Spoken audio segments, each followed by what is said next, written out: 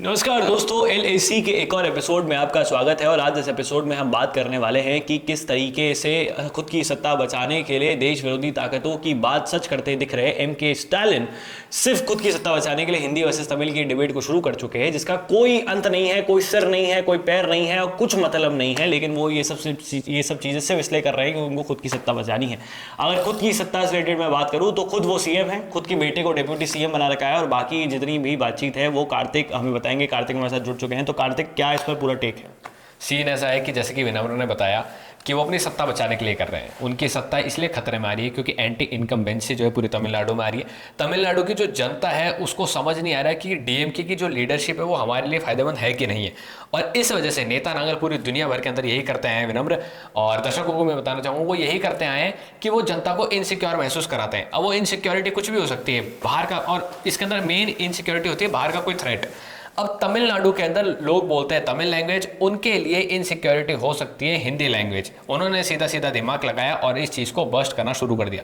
Debate शुरू हुई थी थ्री लैंग्वेज पॉलिसी से, जो NEP के अंदर शामिल है। अब उसके अंदर साफ साफ ये चीज़ मेंशन्ड है कि तमिल सिखाओ, इंग्लिश सिखाओ और कोई भी एक तीसरी जो है नेशनल लैंग्वेज सिखाओ। उसके अंदर कोई फोर्सफुली नहीं कहा जा रहा है कि आप जो है सिर्फ और सिर्फ हिंदी सिखाइए।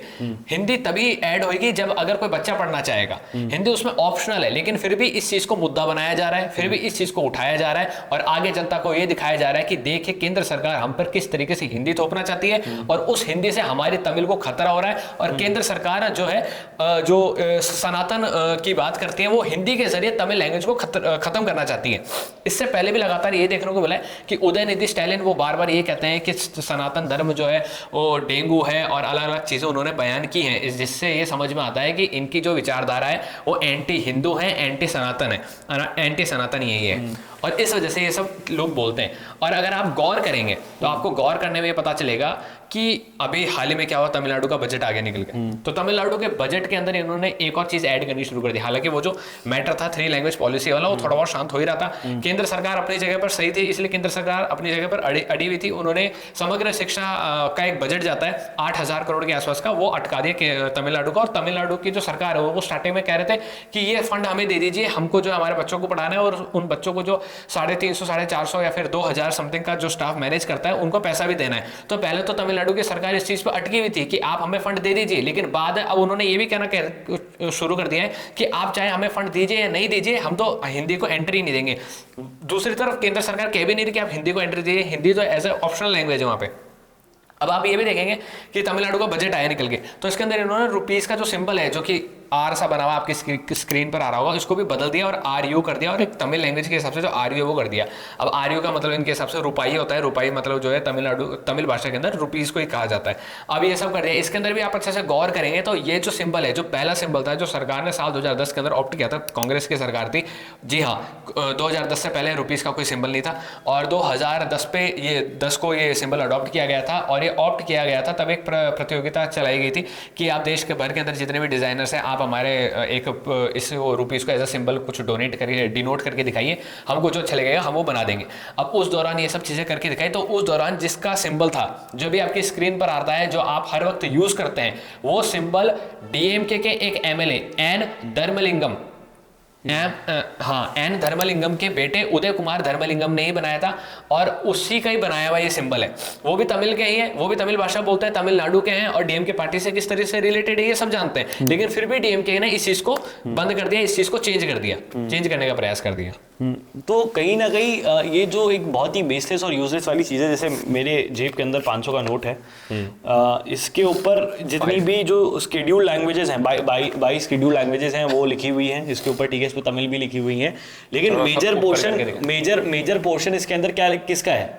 हिंदी का और इंग्लिश का। तो ये भी क्या वो त्याग करना शुरू कर देंगे, क्या चीज करना शुरू कर देंगे? तो ये सब सवाल ये हो ही नहीं सकता। पहली बात तो वो नेशनल सिंबल है, उसको फॉर एग्जांपल तमिलनाडु का कोई व्यक्ति है जो DMK के इन्फ्लुएंस में आके इस चीज को चेंज मान लेता है, जो कुछ ज्यादा ही पढ़ा लिखा है, जैसे कि अपन कहते हैं कि साउथ इंडिया के अंदर बहुत ज्यादा पढ़े लिखे लोग हैं, तो इस चीज को चेंज मान लेता है, वो विदेश चल जाता है, विदेश में जाके ये सिंबल दिखा देता है कि भाई साहब ये तो मेरा रुपीज है, इंडियन करेंसी का ये, तो वो भगा देंगे उसको। नहीं, और ये कहीं ना कहीं इस चीज पर ये बढ़ावा भी तो देती है बाकी स्टेट्स को भी कि वो भी ये सब चीजें कर सकते सकते हैं भाई, कितनी भाषाएं, कितनी सब कुछ चीजें हैं, तो ये बढ़ावा देती है। देश की जुडिशरी मुझे समझ नहीं आ रहा क्या कर रही है हर बात। वैसे तो रणवीर अलाहाबादिया वाली कंट्रोवर्सी में तो क्या क्या टिप्पणियां आती है उन लोगों की, लेकिन जहां पर टिप्पणी आनी चाहिए, जहां पर हो सकता है कि देश टूट जाए, जहां पर हो सकता है कि ये गतिविधियां सिर्फ खुद की सत्ता बचाने के लिए हो रही है, वहां पे देश की जुडिशरी बिल्कुल शांत है, कुछ नहीं बोलना है, एकदम चिल, कोई फर्क नहीं पड़ रहा है, क्योंकि हमें तो नेटफ्लिक्स देखना है, हमें तो रणवीर अलाहाबादिया पे बोलना है, 4 लोग ऊपर नीचे कमेंट करेंगे, रेप के ऊपर अलग अलग टिप्पणियां देनी है, अलग अलग बातें बोलनी है, तो इस पर हम कुछ बोल ही नहीं रहे, इस पर हमें कुछ करना ही नहीं है। तो ये सब चीजें तो निकल कर सामने आ रही है। दूसरी एक और चीज है जो हिंदी विंदी, अभी कार्तिक इस तरीके से बता देते हैं कि हिंदी वगैरह ये सब चीजें चल रही हैं। हम जयपुर में रहते हैं, ठीक है, राजस्थान में सबसे ज्यादा प्रचलित बोली जाने वाली भाषा है मारवाड़ी। मारवाड़ी के अलग अलग सबसेट्स है, शेखावटी हो गई, मेवाड़ की मारवाड़ी हो गई, बीकानेर की मारवाड़ी हो गई, कोटा की एक मारवाड़ी होती है, तो ऐसे ऐसे सबसेट्स होते हैं मारवाड़ी के। वो भाई ऐसा नहीं है कि कोटा में जो मारवाड़ी चल रही है वो हमें समझ आ जाएगी, नॉट इजी टू अंडरस्टैंडेबल होती है, अलग अलग होती है लैंग्वेजेस। कल को साउथ का कोई व्यक्ति जयपुर के अंदर घूमने आता है, अब यहाँ पर लोकल आदमी उसने किसी लोकल आदमी से कोई सवाल पूछा, उसको इंग्लिश नहीं आती, उसको हिंदी आती है, साउथ वाले को हिंदी नहीं आती। अब वो अट गया कि नहीं मेरे को तो भाई साहब तू मारवाड़ी में ही बोल, तभी मैं जवाब दूंगा। क्या वो साउथ वाले खुश रहेंगे? बिल्कुल। क्या उनको अच्छा लगेगा? नहीं लगेगा। क्या उनको बिल्कुल ऐसा मजा आ जाएगा कि अरे वाह यार अब तो मारवाड़ी सीखनी पड़ेगी? तो ये क्या बहस है कि आप साउथ में जा रहे हो तो साउथ कन्नड़ ही बोलिए, तमिल ही बोलिए, तेलुगु ही बोलिए, तुलु ही बोलिए, मलयालम ही बोलिए। Baseless, useless. नेता सिर्फ खुद की ही सत्ता बचाने के लिए, खुद के वोट बैंक को खुश करने के लिए, खुद को ग्लोरीफाई करने के लिए, लाइमलाइट में रखने के लिए, न्यूज चैनल्स के अंदर रखने के लिए, खुद के आगे माइक रखने के लिए, कैमरा की लाइट रखने के लिए, ये सब बकैती करते रहते हैं। उनको इन सब चीजों से कोई मतलब नहीं है। आज मैं जो ये सब चीजें कह रहे हैं कि वो डेंगू है, सनातन ये है वो है वगैरह, मेरे किसी के कोई फर्क नहीं पड़ता, पता है सनातन के इतना सा फर्क पड़ जाएगा नहीं। क्या इतने बड़े पुजारी शंकराचार्य जो बैठे हुए उनके फर्क पड़ गया? क्या ये जो सभाएं हो रही है इनके फर्क पड़ गया? मंदिर है उनके फर्क पड़ गया? भगवान शिव के फर्क पड़ गया? किसी के फर्क पड़ा? किसी के कोई फर्क नहीं पड़ा। महाकुंभ से पहले इतनी सारी डिबेट्स हो रही थी, सनातन सनातन सनातन, लेकिन कितनी भीड़ आई आप सबने देखी, किसी के कोई फर्क नहीं पड़ता। लेकिन जिस तरीके से ये चीज चल रही है ना, ये कहीं ना कहीं देश को हैम्पर और देश को खराब करने की बात है। और मेरे को देखिए, मैं एक तो नए नवेले एक पॉलिटिशियन है जो मेरे को बहुत पसंद है, जिनकी जो एटीट्यूड है, जो बहुत चीजें जो मेरे को बहुत पसंद है, वो है पवन कल्याण। और एक बाजू में मेरे व्यक्ति बैठे हुए हैं जो आगे चल के राजनीति में जरूर जाएंगे, कार्तिक चौधरी। कार्तिक चौधरी जी ने बहुत समय पहले एक वीडियो के अंदर वो बताया था कि किस तरीके से वो एटली वाला वो सेम बात है कि जयपुर में कोई घूमने आया है। तो मेरा ये कहना है कि ये सारी की सारी बातें जो है राउंड इवॉल्व हो रही है सिर्फ उससे पॉलिटिशियंस के। जो लोग हैं जो बड़े बड़े प्रोजेक्ट्स कर रहे हैं उनके कुछ फर्क नहीं पड़ता। जैसे कि अपन एग्जांपल लेते हैं, आज अभी जो सिनेमा चल रहा है भारत के अंदर, जो सिनेमा चल रहा है आपको देखने को मिलेगा, जो स्टार्स है, कोई डायरेक्टर तमिल का है तो बॉलीवुड का बड़ा स्टार है। जैसे कि एटली की मैं बात करता हूँ, जो तमिल के बहुत बड़े स्टार है, जो डायरेक्टर है, एक्टर भी है, डायरेक्टर भी है। उन्होंने जवान पिक्चर लिखी थी, जवान पिक्चर लिखी थी उन्होंने, और वो बड़ी अच्छी लिखी थी उन्होंने, और उसके अंदर रोल कर रहे थे शाहरुख खान उसके अंदर रोल कर रहे थे। तो अगर एटली का डायरेक्शन शाहरुख खान को नहीं मिलता तो शाहरुख खान इतना बड़ा एक्शन जो उनके अंदर टैलेंट है उसको नहीं शोकेस कर पाते, नहीं बॉलीवुड रिवाइव हो पाता, और ना ही बॉलीवुड रिवाइव हो पाता उस दौरान। और अगर शाहरुख खान एटली के साथ काम नहीं करते तो एटली का भी फेम इतना बड़ा नहीं हो पाता। जो एटली कपिल शर्मा शो में आ रहे हैं, अपने अंदर की बात बता रहे हैं, आप और हम उनको पहचान पाए। नॉर्थ इंडिया के अंदर एक बड़ी फैन फॉलोइंग बन चुकी है, विजय की बन चुकी है, एटली की बन चुकी है, इन डायरेक्टर्स को जाना जा रहा है, ऐसे राजमौली को जाना जा रहा है, इन सब वजह से।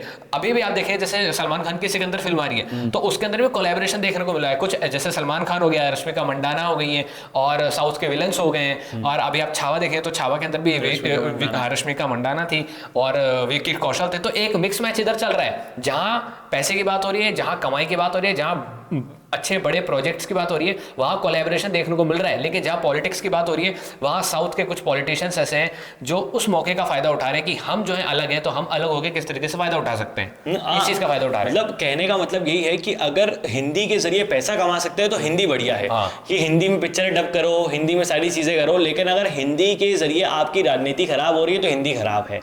तो ये जो एक जुमला बना रहे हैं ना लोगों को बेवकूफ बनाने का, मैं जनता से आग्रह करना चाहूंगा कि आप तमिलनाडु के कोर इश्यूज पर ध्यान दें। जो 9.5 लाख करोड़ का कर्जा तमिलनाडु के ऊपर चल रहा है, सरकार से पूछे कि कर्जे का क्या क्या व्यवस्था है, क्या सब चीजें चल रही हैं। दूसरा, ये जो सरकार है इसने क्या किया है 5 सालों में, उनसे पूछिए।